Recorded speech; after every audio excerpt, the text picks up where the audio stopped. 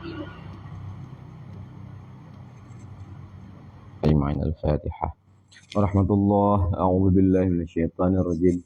بسم الله الرحمن الرحيم. الحمد لله رب العالمين الرحمن الرحيم مالك يوم الدين إياك نعبد وإياك نستعين اهدنا الصراط المستقيم صراط الذين أنعمت عليهم غير المغضوب عليهم ولا الضالين. آمين. Bismillahirrahmanirrahim. Alhamdulillah rabbil alamin. Allahumma salli ala sayyidina Muhammadin wa ala alihi wa sahbihi wa sallim tasliman katsira. Allahumma la ilma lana illa ma 'allamtana innaka antal alimul hakim wa la fahma lana illa ma fahamtana innaka antal wasi'ul karim. Nasallallahu subhanahu wa ta'ala ay yufahimana wa ay yu'allimana wa ay yaftahana wa ay yaftah alaina futuhal arifin innahu ala kulli syai'in qadir. Innahu ala kulli syai'in qadir wa bil ibti jadir wa huwa subhanahu wa ta'ala hasbuna wa ni'mal wakil. Naqulu billahi taufiq. Qala musannif rahimahullah ta'ala wa nafa'ana bi 'ulumihi wa bi 'ulumi ya rabbal alamin.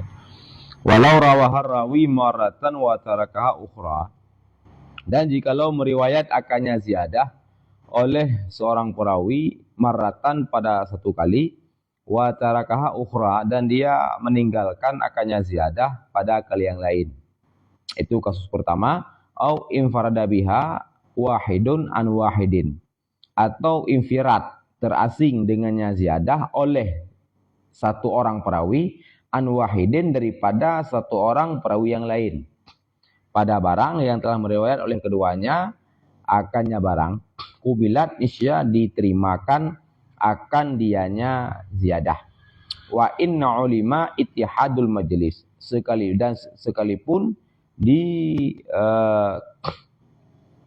maklumkan, dipastikan akan bersatu majelis. Jadi pada halaman ini, halaman 40, ini ada dua kasus. Pertama, rawahar rawi maratan wa taraka ukhra. Kasus kedua, infarada wahidun an wahidin. Ini dua kasus ini masalah yaitu ziyadah dalam dua kasus ini makbulah, diterima. Yaitu kasus pertama, seorang perawi meriwayatkan satu hadis. Dalam satu riwayat dia ada menambahkan, ada ziyadah satu kalimat misalkan. Di riwayatnya yang lain dia tidak menambahkan kalimat tersebut. Jadi perawi yang sama pada satu kali dia adalah menambahkan satu kalimat, di kali yang lain dia tidak menambahkan kalimat tersebut. Ini tambahan yang ada pada satu riwayat, ini makbulah, diterima. Sedangkan kasus kedua, infarada wahidun an wahidin, infirad, satu orang perawi daripada satu orang perawi yang lain. Nah, ini beda dengan kasus pertama. Kasus pertama perawi sama. Perawi yaitu yang ziyadah dan perawi yang nakisah itu sama. Sedangkan ini perawi yang ziyadah adalah bukan perawi yang nakisah. Satu orang perawi menambahkan satu kalimat di dalam periwayatannya. Satu orang perawi lagi di hadis yang sama juga, dia tidak menambahkan satu kalimat sebagaimana yang telah ditambahkan perawi sebelumnya. Nah, ini kasus kedua. Kasus kedua ini, tambahan yang ada pada hadis yang diriwayatkan oleh perawi yang pertama, nah ini tambahan ini makbul. Nah, dua kasus ini, wa in ulima ittihadul majlis, dan sekalipun dipastikan akan ittihad majelis. Jadi dalam dua kasus ini, yang mana ziyadah adalah makbulah, ini tidak dipersoalkan apakah majelis ittihad ataupun majelisnya tidak ittihad, ta'adud misalkan.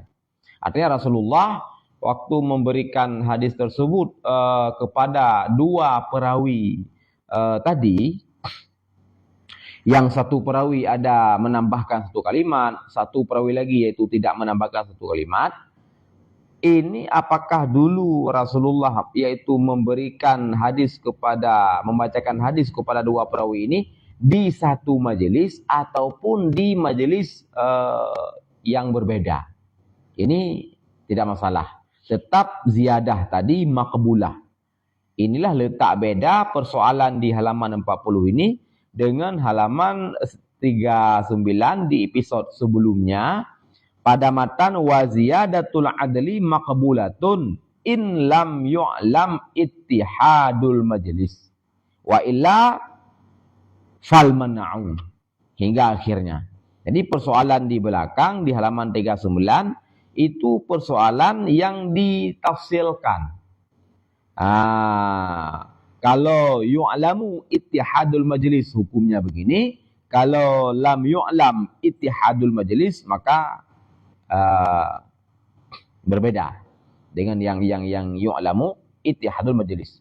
Nah, persoalan di halaman 40 ini pada masalah yaitu infarada wahidun an wahidin tetap kubilat yang ziyadah itu makbulah, ini tidak beda apakah majelisnya ittihad ataupun majelisnya yaitu tidak ittihad.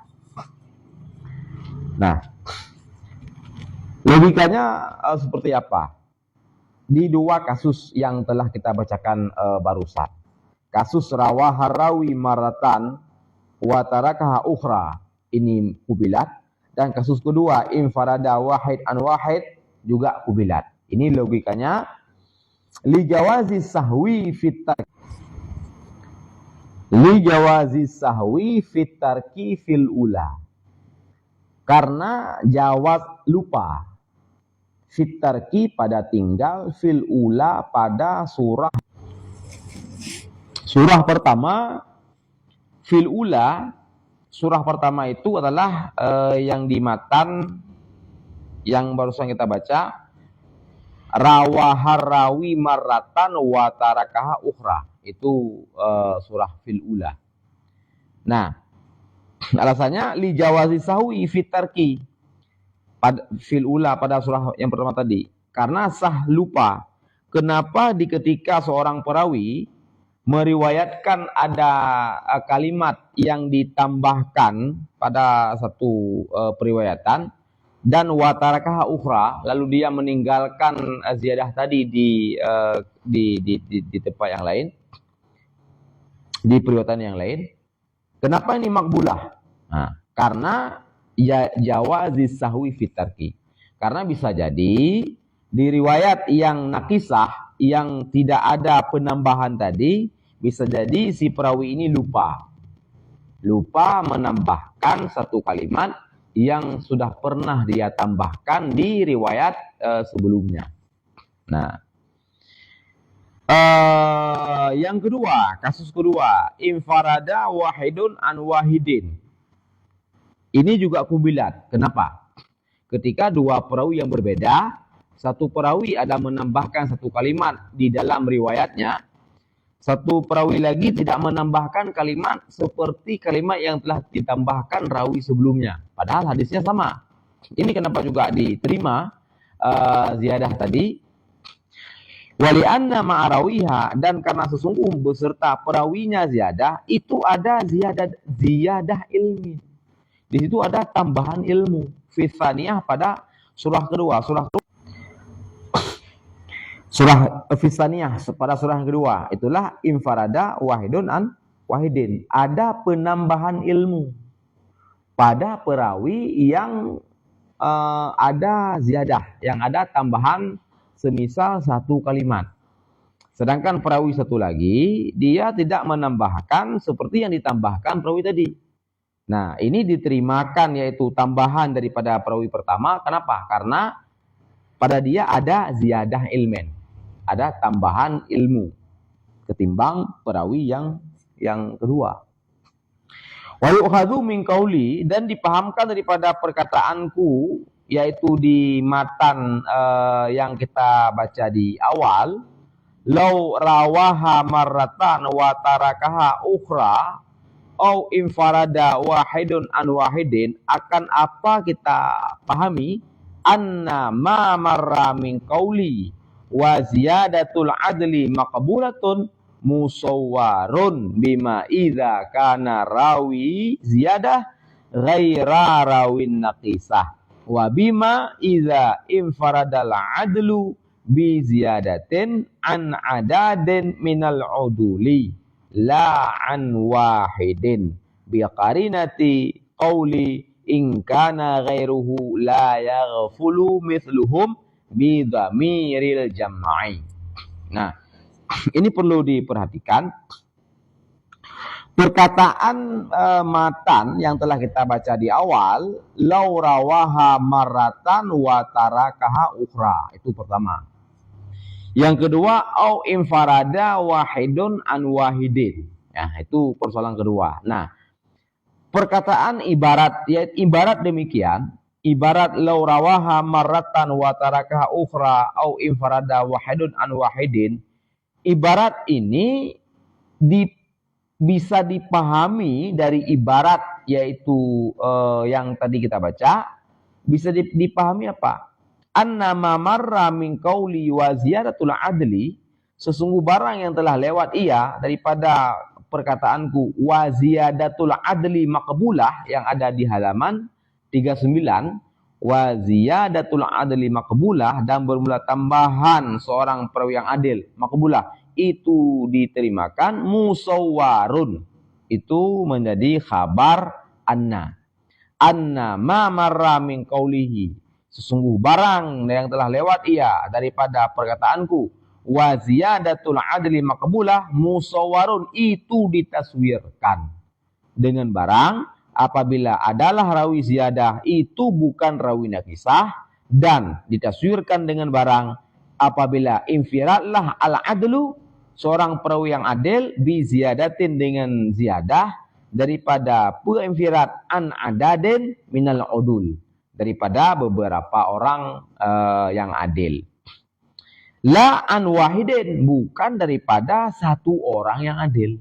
Bi karinati qauli, dengan bukti perkataanku, ini juga di halaman 39, in kana ghairuhu, jika adalah selainnya man zada, la yaghfulu mithluhum, itu tidak ghaflah lah mithil mereka itu, ghairu man zada. Bi dhamiril jam'i, kita gunakan bi dhamiril jam'i, kita katakan di situ dengan dhamir jamak, mithluhum, mudhaf ilaih daripada mithlu. Surahnya, penjelasannya, berarti ketika kita baca matan di halaman 40 ini, yaitu walau rawaha marratan wa tarakaha ukhra au infarada wahidun an wahid ubilat, ketika kita baca matan ini, maka matan sebelumnya di halaman 9 wa ziyadatul adli maqbulatun, ini posisinya pada dua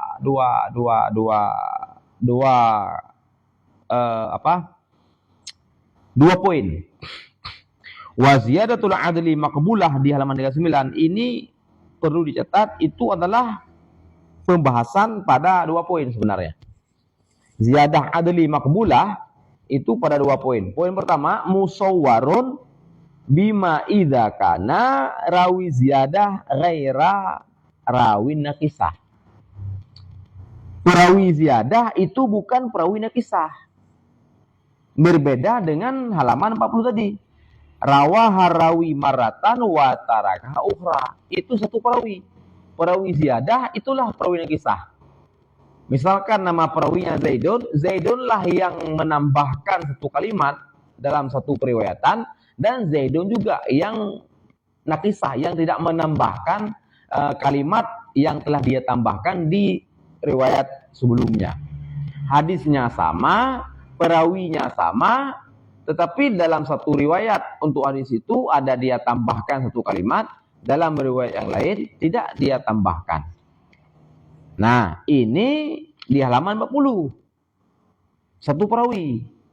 Di halaman 39, wa ziyadatul adli maqbulah, ini perawinya beda-beda. Artinya perawi nakisah ghairu perawi ziyadah.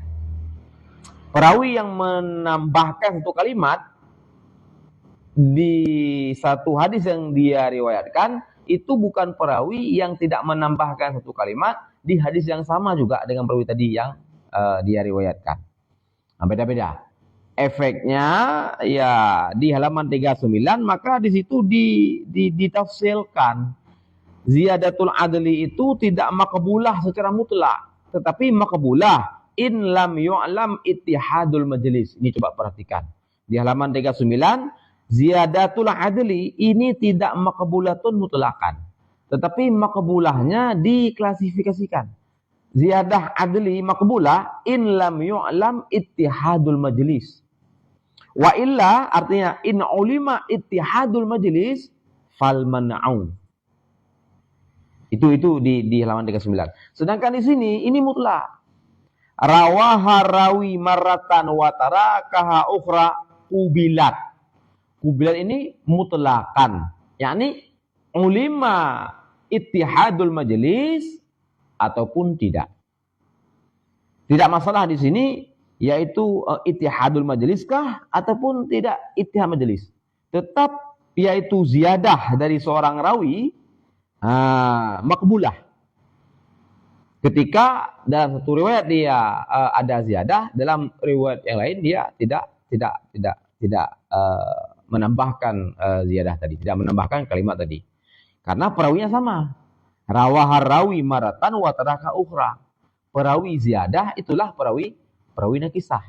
Nah, konteks ini makbul ziyadah tadi apakah majelis ittihad ataupun majelisnya ta'addud. Di belakang ziyadah adli makbulah ini khusus in lam yu'lam ittihadul majelis. Karena surahnya beda. Di halaman 39 ini yaitu perawi nakisah bukan perawi ziyadah. Itu yang pertama. Dan yang kedua, poin di belakang juga di halaman 39. Nah, di baris ketiga dari bawah.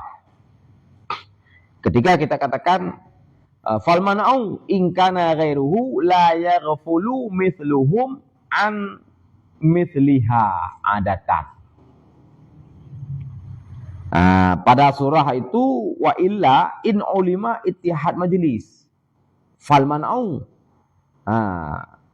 Maka hadis yang ada ziyadah itu mana? Tidak diterima. In kana ghairu artinya ghairu man zada la yaghfulu mithlihim am mithliha. Pada surah yaitu dipastikan ittihad majlis, hadis yang ada ziyadah itu tidak diterima jika memang para perawi yang nakisah itu la yaghful mithluhum an mithliha. Nah, di depan di halaman 40 ketika kita katakan tadi au infarada wahidun an wahidin kubilat. Pada kasus yang kedua, infirad biha dengannya ziyadah wahid oleh satu perawi an wahid daripada satu perawi yang lain. Ini juga kubilat secara mutlak. Apakah ittihad majelis ataupun tidak. Di ketika dua orang perawi, satu perawi ada ziyadah, satu perawi tidak ada ziyadah. Ini ziyadah yang dari perawi pertama tadi kubilat mutlakan. Apakah ittihad majelis ataupun tidak ittihad majelis. Nah, ketika di matan ini kita sebutkan infarada wahid an wahid, maka kita pahami bahwa di halaman 39, nah, pada kasus ziyadah di halaman 39 tadi,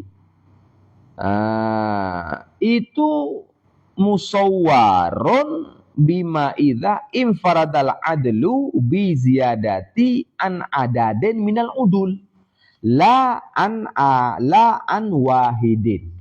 Jadi di belakang di halaman 39 pada yaitu konteks wa illa ay wa in ulima ittihaduh fal man'u in kana ghairuh la yaghfulu mithluhum am mithliha.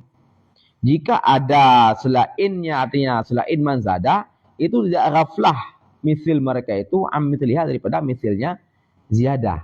Ini perawi yang tidak ziyadah bukan satu orang. Perawi yang tidak ziyadah itu lebih dari satu orang. Sedangkan di halaman 40, perawi yang tidak ziyadah itu satu orang. Yang ziyadah satu orang, yang tidak ziyadah satu orang. Ini mutlak diterima yang ziyadah. Apakah ittihad majelis? Ini mana yang mutlak. Apakah ittihad majelis ataupun tidak ittihad majelis. Nah, sedangkan di belakang, pada persoalan in ulima ittihad majelis, fal man'u. In kana ghairuhu la yaghfulu mithlum amithliha. Ini pada persoalan yang tidak ziyadah bukan satu orang, tetapi yang tidak ziyadah adalah lebih daripada satu orang. Itu maksud musawwarun bima iza infrada al adlu bi ziyadatin an adadin minal udul la an wahidin bi karinati qauli in kana ghairuh la yaghfulu mithluhum bi dhamiril jam'i. Dengan kita gunakan damir jamak.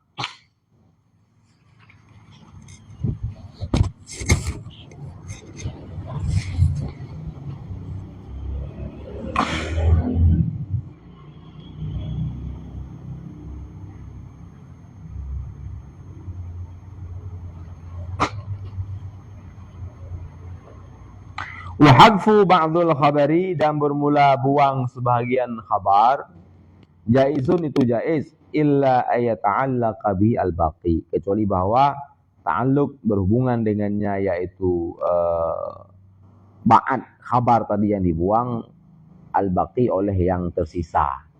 Fala yajuzu hadfuh, maka tidak bolehlah buangnya ba'ad khabar.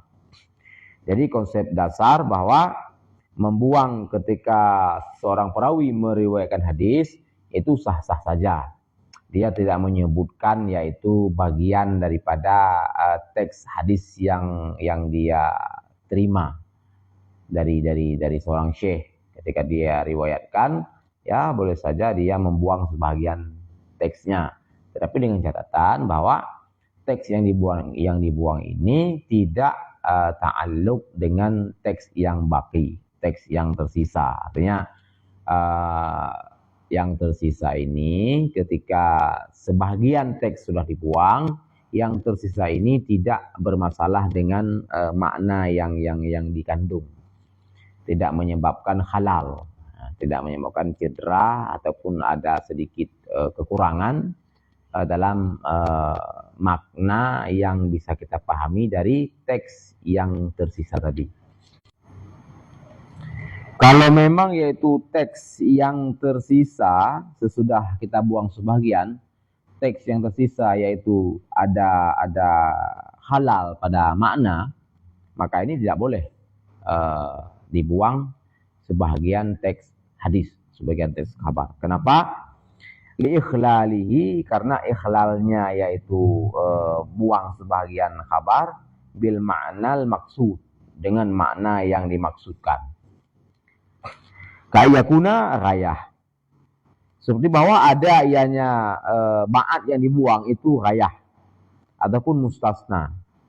Nah, ini contoh bahwa ba'at hadis yang memang tidak boleh untuk dibuang karena ada ta'alluq dengan makna yang tersisa, teks sebagian yang tersisa. Misalkan istisna, rayah dan seumpama keduanya. Ketika misalkan mustasna kita buang, maka ini akan berakibat fatal. Teks yang tersisa akan bermasalah dengan maksud yang disampaikan sebenarnya oleh Rasulullah. Bi khilafi ma la yata'allaqu bih al-baqi, dengan sebalik barang yang tidak ada ta'alluq dengannya barang oleh al-baqi, oleh teks khabar yang tersisa. Ini tidak masalah. Fa yuzu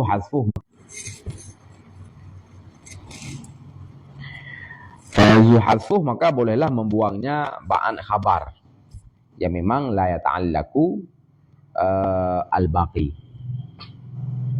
la yata'allaqu bihi al-baqi.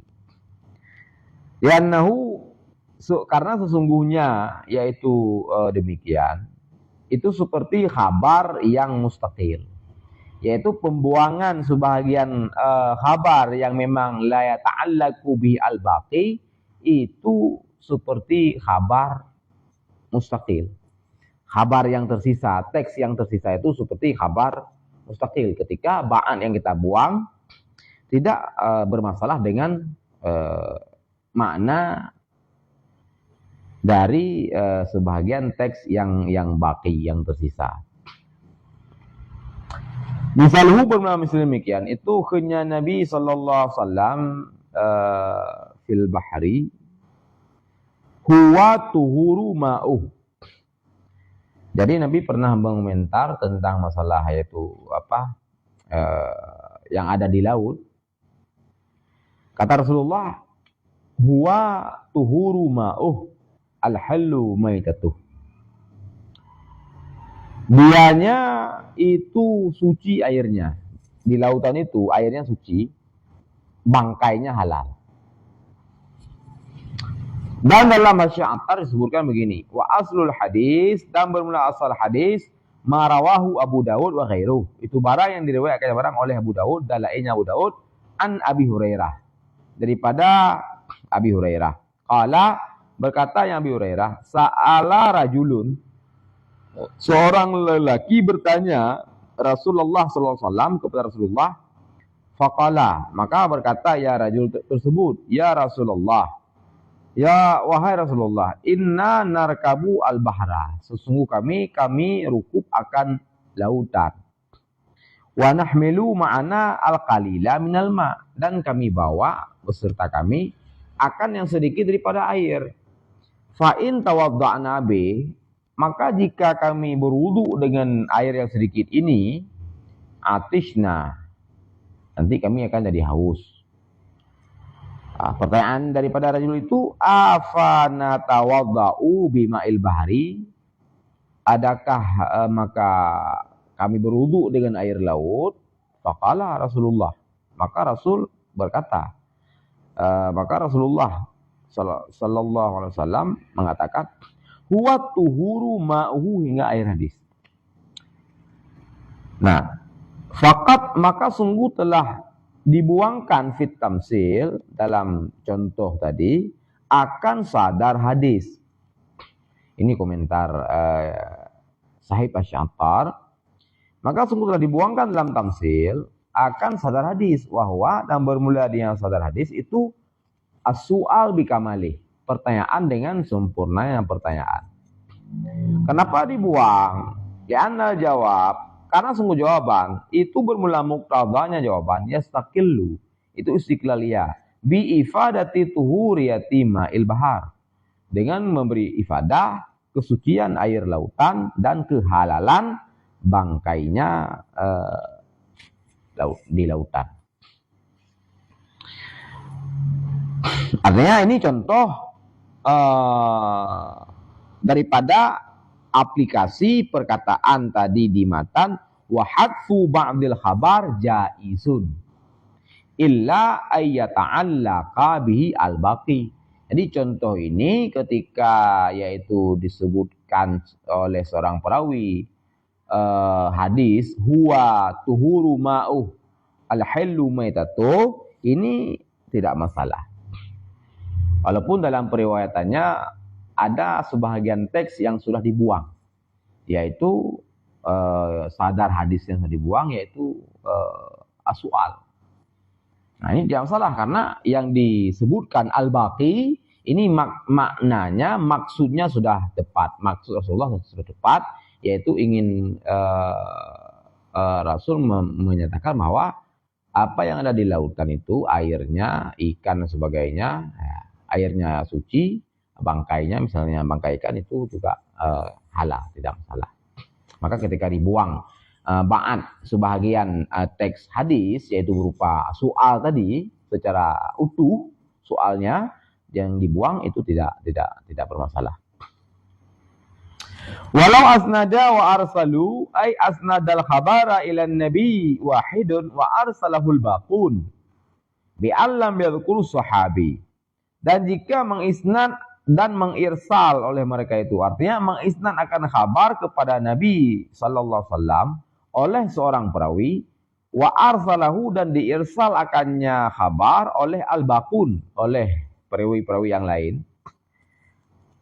Kiman maksud yaitu diirsal dengan bahwa tidak menyebut oleh mereka itu al-baqun akan sahabi dalam periwayatan hadis mereka. Itu surah pertama, kasus pertama. Au rafa'a wa waqafu. Artinya rafa'al khabara ilan Nabi sallallahu alaihi wasallam wahidun, merafa' akan kabar kepada Nabi sallallahu alaihi wasallam oleh seorang perawi min ruwatih daripada perawi-perawinya kabar, wa waqafahu al-baqun dan tawakuf dan diwukuf akannya yaitu kabar oleh perawi al-baqun yang lain. Ala sahabi diatu man wukuf diatu sahabi. Ataupun man dunahu, si man di bawahnya sahabi, ya tabi'in misalkan. Faka ziyadati fima marra min tafsil. Maka bermula demikian itu seperti ziyadah pada barang yang telah lewat, ya minat tafsili daripada tafsil. Artinya dua kasus ini yang disebutkan dalam matan, kasus asnada wa arsalu dan yang kedua kasus rafa'a wa waqafu, ini sama kasus ini seperti kasus sebelumnya di halaman 39, yaitu pada kasus ziyadah. Artinya ada perawi seperti yang tadi kita sampaikan yang menambahkan satu kalimat dalam hadis yang dia riwayatkan.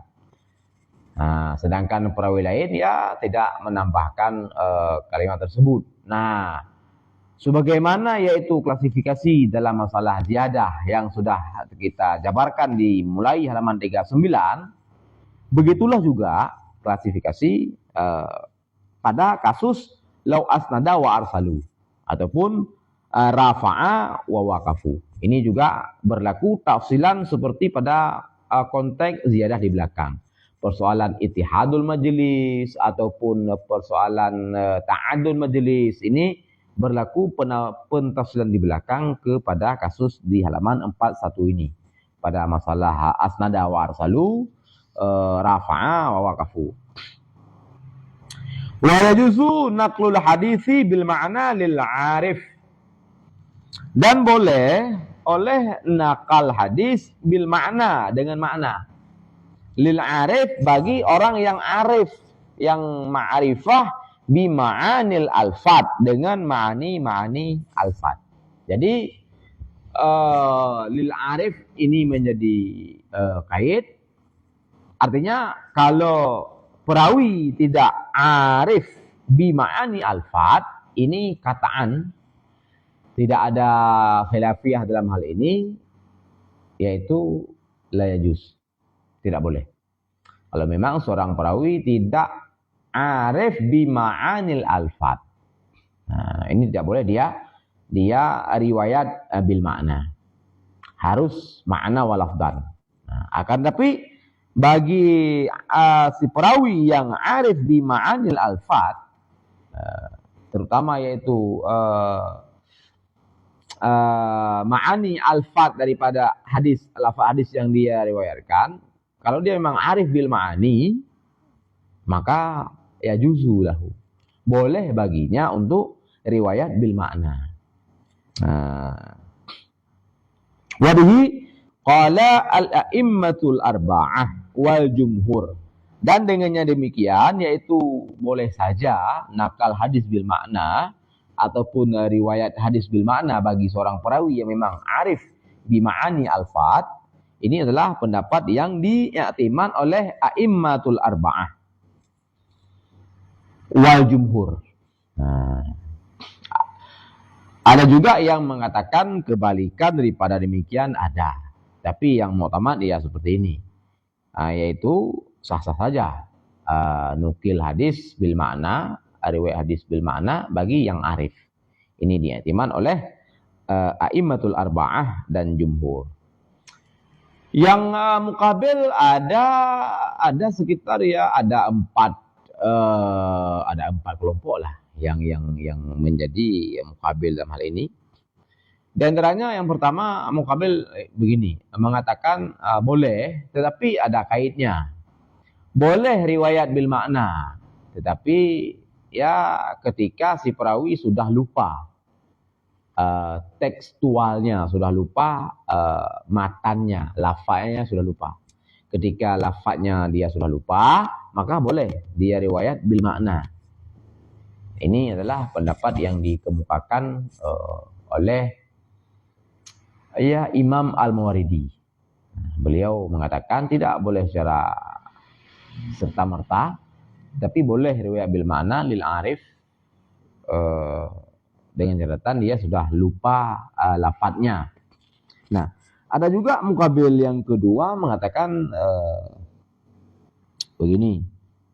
Mukabil kedua mengatakan dia tafsirkan begini. Dia klasifikasikan kalau muqtada hadis itu adalah ilman, ya juz, boleh riwayat bil makna. Kalau muqtadanya amal, lah ini tidak boleh. Mukabil yang ketiga mengatakan begini. Mukabil ketiga boleh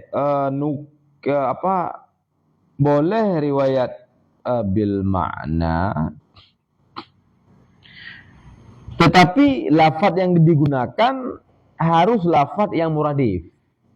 Ini mukabil yang apa tadi? Yang ketiga ya, yang ketiga.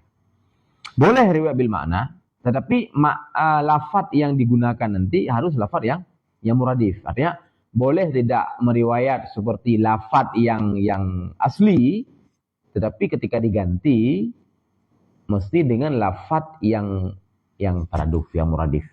Ini pendapat ini dipegang oleh oleh Syekh Khatib Al-Baghdadi. Beliau ulama yang hidup abad keempat Hijriyah lah. Syekh Khatib Al-Baghdadi. Bagi beliau boleh, tetapi ini dengan catatan harus digunakan lafaz yang muradif. Syekh Khatib Al-Baghdadi. Di antara kitab monumental beliau yaitu Al-Kifayah. Al-Kifayah fi ilmi riwayah. Al-Kifayah fi ilmi riwayah. Ini salah satu kitab utama yang menjadi rujukan dalam ilmu mustalah hadis. Karangan Syekh Khatib Al-Baghdadi. Al-Kifayah fi ilmi riwayah. Nah, itu beliau mengatakan demikian dalam hal ini. Dalam hal yaitu naqal hadis bil makna, beliau mengatakan boleh, tetapi dengan catatan harus digunakan lafaz yang muradif. Nah, ada juga mukabil yang keempat, yaitu tidak membolehkan secara mutlak. Tidak ada kait-kait. Secara mutlakan la yajuzu naqlul hadis bil makna. Dan ini pendapat yang dipegang oleh Syekh Abu Bakar Ar-Razi, seorang ulama dari mazhab Abu Hanifah, bukan Imam Ar-Razi pengarang Al-Mahsul. Wa yuzu takzibul asli al-far'a, dan boleh juga takzib asal akan furu'. Fima rawahu anhu, pada barang yang telah meriwayat ianya furu', akannya barang, anhu daripadanya asal. Boleh asal mentakzibkan. Angkala seperti bahwa berkata yaitu ianya furu', rawaitu hadza anhu, aku riwayat akan ini hadis anhu daripadanya si fulan. Itu kata furu', orang yang menerima hadis. Maka kemudian berkata ianya asal, marawaituhu lahu, tidak pernah aku riwayatkan akannya hadis tersebut lahu baginya si furu' tadi. Nah, ini namanya takdzib asal al-furu'. Secara konsep logika itu ya sah perkara demikian. Ketika seorang syekh mengatakan, ma rawaitulah, tidak pernah aku riwayatkan hadis ini kepadanya. Tapi dia mengatakan, rawaitu hadza anhu, aku riwayat hadis ini daripada sini tadi. Nah, secara konsep logika itu ya itu perkara boleh. Wahwa dan bermula dianya artinya furu' imma jazimun au dhannon au syakkun. Ketika asal mentakdirkan furu', nah furu' ada 3 poin dia ketika itu. Yang pertama imma jazimun, ada kala bermula dia si furu' itu yang jazim, yang sangat komitmen, yang sangat jazam, tekad bulat dia dalam hatinya, bi annahu qad rawa dalikal khabar an dalikal asal. Jazam dia dengan sesungguhnya pekerjaan itu sungguh telah meriwayat ianya si furu' akan demikian khabar daripada demikian asal, walaupun asal tadi mentakdirkan. Tetapi dia komitmen bahwa dia memang meriwayat ini hadis daripada syekh yang tadi. Itu posisi dia pertama. Yang kedua, au dhannon. Posisi furu' itu dalam kapasitas dhan, bukan jazam.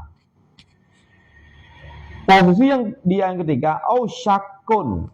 Atau si furu' dia dalam posisi ragu antara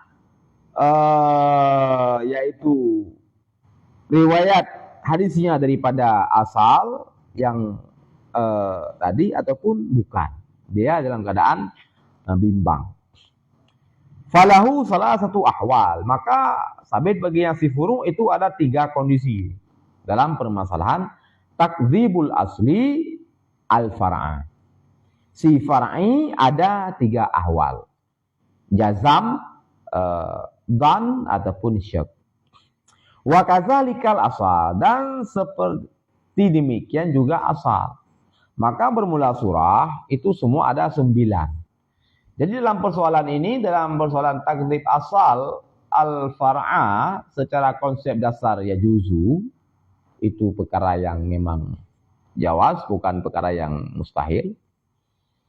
Dan kondisi asal dalam hal ini sama seperti kondisi si furu' dalam artian terbagi dalam 3 ahwal. Ada syak, dhan dan yakin. Si asal juga demikian. Dia kadang-kadang jazam bahwa memang tidak pernah dia riwayatkan hadis itu kepada si furu' tadi, ataupun dia dhan, ataupun ragu-ragu. Apakah memang pernah dia riwayatkan hadis itu kepada si furu' yang bersangkutan ataupun tidak.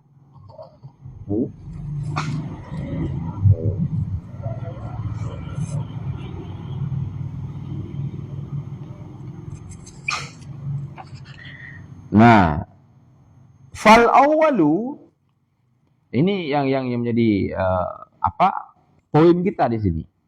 Syahid kita di sini. Apakah di ketika takdzib asal akan furu' itu hadis yang diriwayat oleh furu' akan gugur ataupun tidak? Nah, ini yang jadi perbincangan yang perlu dicatat. Fal awalu, maka bermula yang pertama, artinya al-jazim ketika si furu' berada di taraf yang pertama, dia jazam, tekad bulat bahwa hadis tersebut memang dia riwayatkan daripada asal tadi. Walaupun si asal telah melakukan yaitu takdzib, dia telah menafikan bahwa tidak dia riwayatkan hadis itu kepada si furu'. Namun si furu' dalam taraf jazam.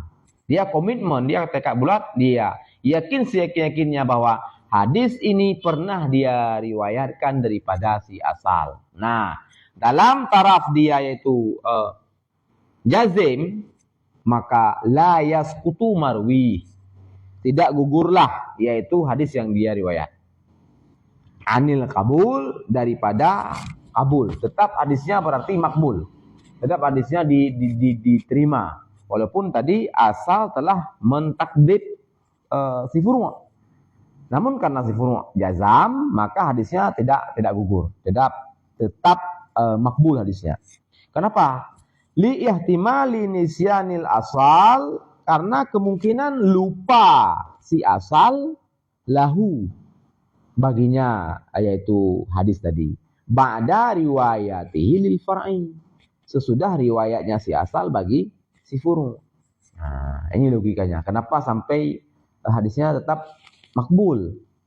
Ya, bisa jadi si asal dia takdib seperti yang disebutkan di awal. Ya, bisa jadi dia lupa. Kemungkinan dia lupa bahwa memang pernah dia riwayatkan hadis ini kepada furu'.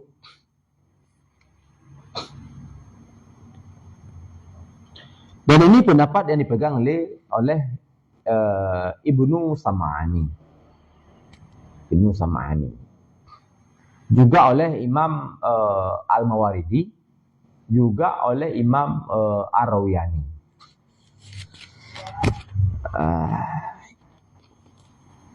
Mutlakan, secara mutlak.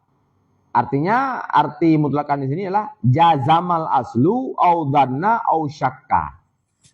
Jazam oleh asal, ataupun dan ianya asal, ataupun ragu ianya asal. Nah, ini perlu dicatat. Tadi kan konsep dasar kan ada 9 surah di sini. Artinya ketika si asal ada 3 kondisi, yaitu jazam, dan, ragu. Si furu' juga 3 kondisi. Jazam, dan, ragu. Nah, 3 kondisi ada pada furu', 3 kondisi juga ada pada asal, maka ketika kita kalikan, maka ada 9. Ada 9 persoalan. Nah, ini dalam 9 persoalan ini, ketika kita kalikan, ada 9 kesimpulan, berarti 9 kasus. Nah, sebahagiannya nanti makbul, sebahagiannya mardud. Nah, ini yang perlu dicatat. Yang pertama ini, fal awwalu la yasqutu marwihi mutlakan. Ini berarti sudah mencakup 3 kasus. 3 kasus. Kasus yang pertama, jazam furu', jazam asal, jazam furu', dan asal, jazam furu', syok asal. 3 kasus ini riwayat si furu' tidak mardud, tetapi makbul. Itu diingat. 3 kasus ini, jazam furu', jazam asal, jazam furu', dan asal, jazam furu', syok asal. 3 kasus ini hadis dari si furu' tetap makbul, walau si asal telah melakukan taklid. Itu poin-poin yang pertama. Wasani, dan bermula yang kedua, artinya ad-dhannu, ketika si furu' dalam taraf dhan. Kazalika, itu seperti demikian. Artinya la yasqutu, juga tidak gugur. In dhanna au syakka, jika dhan ataupun syak al aslu oleh asal. Jadi ketika si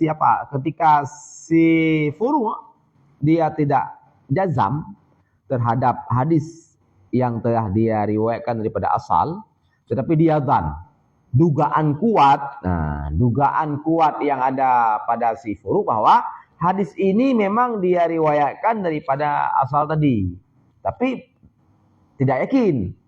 Tetapi dugaan yang kuat dalam hatinya bahwa hadis ini dia riwayatkan daripada asal tadi.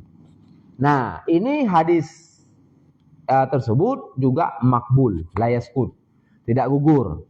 Tetapi dengan catatan dhanna au syakka al aslu. Si asal dalam 2 kondisi. Dalam kondisi ragu ataupun dalam kondisi syak. Wasalis wadih, dan bermula yang ketiga itu jelas. Yang ketiga adalah ketika si furu' dalam taraf yang paling bawah, yaitu dalam taraf syak. Ini wadih, jelas. Apa yang jelas? Ya jelas hadisnya mardud. Artinya ketika ketika si furu' dalam kondisi salis, dalam kondisi artinya dalam kondisi ragu, maka hadisnya mardud, tidak bisa diterima. Apakah si asal dalam kondisi jazam, ataupun si asal dalam kondisi dzan, ataupun si asal dalam kondisi syak, ragu. Selama si furu' ragu, maka apapun kondisi asal, tetap hadis yang diriwayat si furu' tadi tetap mardud. Tidak diterima.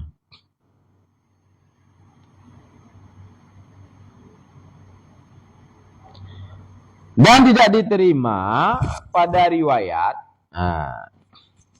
akan si mukhtal, orang yang cedera fi aqlih, pada akalnya, seperti junun. Dan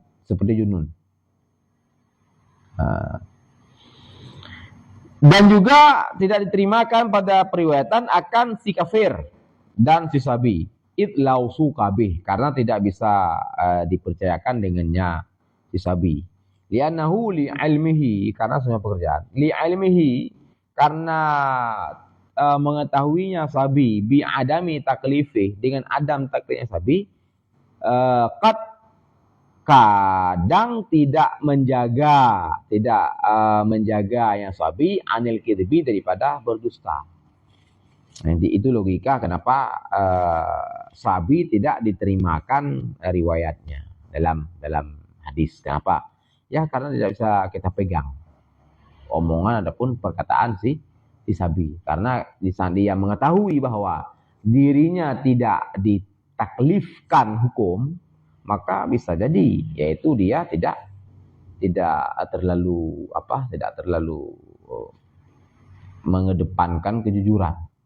Ketika si sabi mengetahui bahwa dia tidak ditaklifkan hukum, maka bisa jadi dia tidak menjaga untuk tidak berdusta.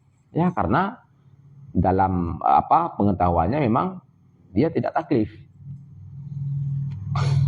Maka jika fa'in tahammala sabi, maka jika ditahammul oleh sabi, sabu-sabu hadis, kalau ditahammul, fabalara, lalu dia balik, fa'adda, lalu dia mengadakan hadis tersebut, nisya nyan kubila, diterimakan akan dianya si sabi. Artinya hadis itu makbul. Dan jika ditahammul li kafe kan ditahammul sabu hadis, lalu fa'aslama, dia masuk Islam, fa'adda, lalu dia mengadakan hadis itu, ataupun ditahammul li sirofase, lalu dia bertobat, fa'adda, nyan dua kasusnya tetap kubila juga, diterimakan. Dan diterimakan akan si mubtadi' yang haramlah berdusta, walaysa bida'iyatin, dan tidak ada yang mubtadi' itu sebut dengan da'iyah, wala yukaffaru bibid'atih, dan tidak dikafirkan dengan kebid'ahannya. Hadis yang diriwayat oleh seorang pelaku bid'ah ini makbul, tetapi dengan catatan pelaku bid'ah tadi dalam alirannya yang bid'ah itu tidak menghalalkan dusta, masih mengharamkan dusta dalam aliran si mubtadi' tadi. Itu catatan pertama. Catatan kedua, pelaku bid'ah itu laisa bid'ahiyah. Dia bukan pendakwah, bukan pelaku bid'ah yang mengajak orang lain untuk terjerumus dalam kebid'ahannya. Dan juga pelaku bid'ah itu, bid'ah yang dia anut itu tidak menyebabkan dia menjadi kafir. Karena bid'ah ada dua, ada dhillun mudillun wahwa laisa bikufrin, ada dhillun mudillun wahwa ya kufrun. Nah, bid'ah yang tidak sampai kepada taraf kekufuran. Masih dalam tahap dhillun mudillun, dalam tahap dalalah, kesesatan. Nah, pelaku bid'ah dengan kriteria tadi, ini hadisnya makbul, diterima. Bikhilafi, dengan sebalik siman, yang tidak haramlah dusta. Ada pelaku bid'ah, dalam aliran bid'ahnya, ini dusta sudah dibolehkan. Nah, ini tidak makbul. Kalau pelaku bid'ah yang tipe seperti ini, dalam aliran bid'ahnya sudah membolehkan dusta, kalau pelaku bid'ah yang demikian meriwayatkan hadis, maka ini hadisnya mardud, tidak makbul. Ataupun ada ianya si mubtadi' itu da'iyah. Di dalam surah bi ayyad'uwan nas, dengan bahwa mendakwa ia akan manusia, menyeru ia akan manusia ila bid'atih, kepada kebid'ahannya. Nah, ini juga tidak makbul hadisnya. Dia bid'ah ke kedroto, bid'ah ke kegop, artinya dia mengajak orang lain untuk terjerumus dalam kebid'ahannya. Ini kalau dia riwayat hadis, maka hadisnya mardud, tidak makbul. Ataupun yukaffaru bi bid'atih, dikafirkan dengan kebid'ahannya. Dia pelaku bid'ah dan kebid'ahannya, aliran yang dia anu itu sudah mengeluarkan dia daripada Islam. Ini juga kalau dia riwayat hadis, maka hadisnya juga ghairu makbul. Contoh yang sudah naik dalam tingkatan kafir, bid'ah yang sudah kufur, seperti orang yang mengingkari hudus alam dan mengingkari bi'tsah. Nah, ini otomatis menjadi kufur. Mengingkar hudus alam dan mengingkar bi'tsah, kebangkitan di hari kiamat. Nah, ini jadi kufur karena yang pertama sudah menentang dengan Al-Quran, dengan ayat. Kalau nggak salah ada di surat Al-Mu'minun tentang masalah ya kebangkitan di hari akhirat.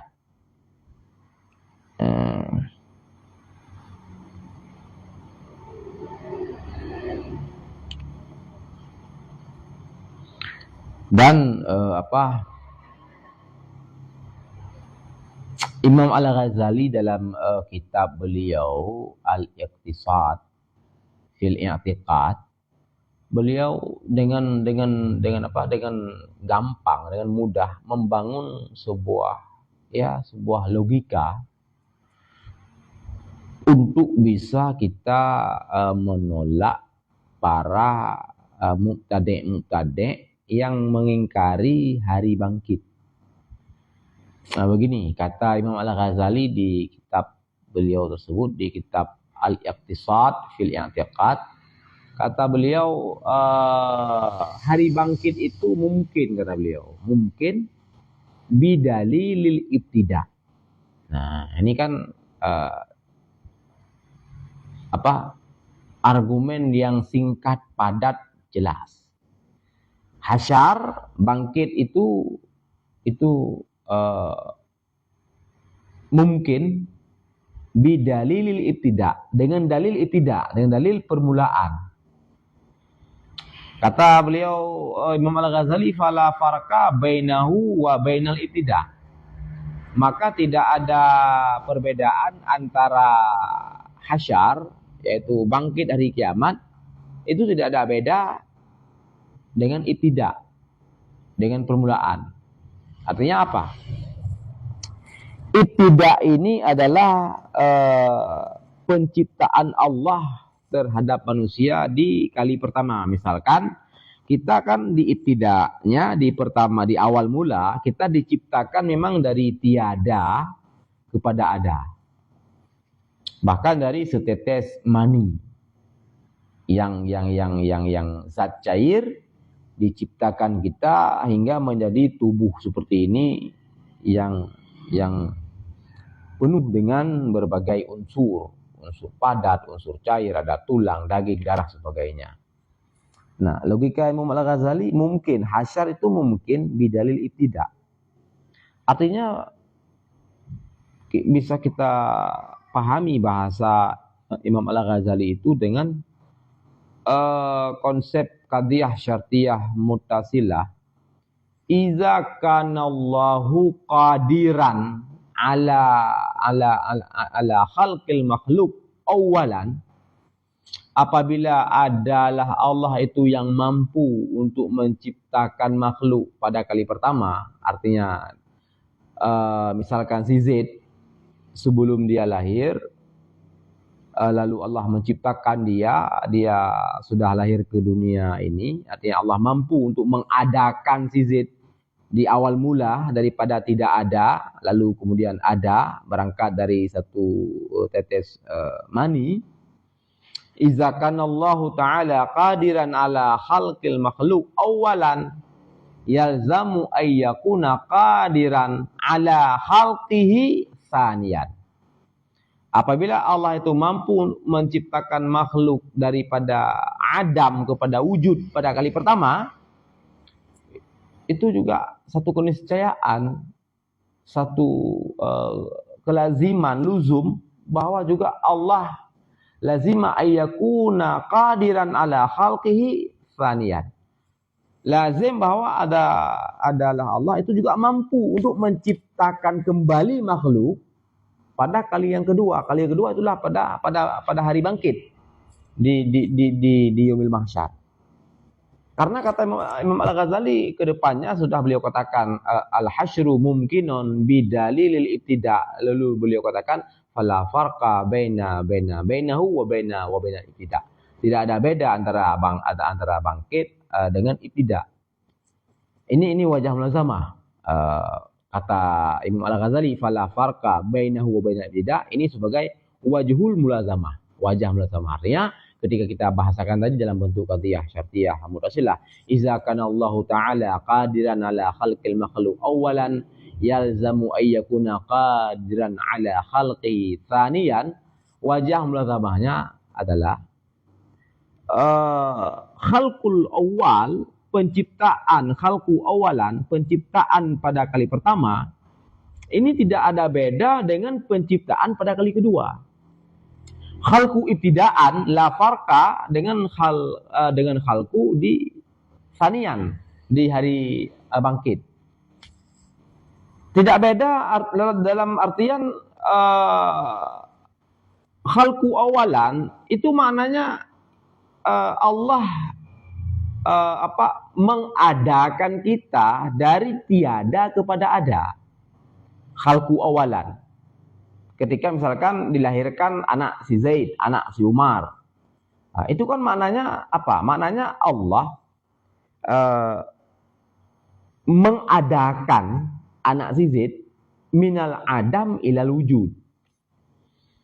Daripada tiada kepada ada. Itu dinamakan dengan ijad. Artinya anak si Zaid itu ada bil ijad. Ada dengan diadakan oleh Allah. Nah, hari bangkit kelak, yaumil mahsyar nantinya, ketika kita semua dibangkitkan kembali, itu juga demikian. Artinya juga Allah Ta'ala mengijadkan, mengadakan. Daripada Adam juga ilal wujud. Kepada ada.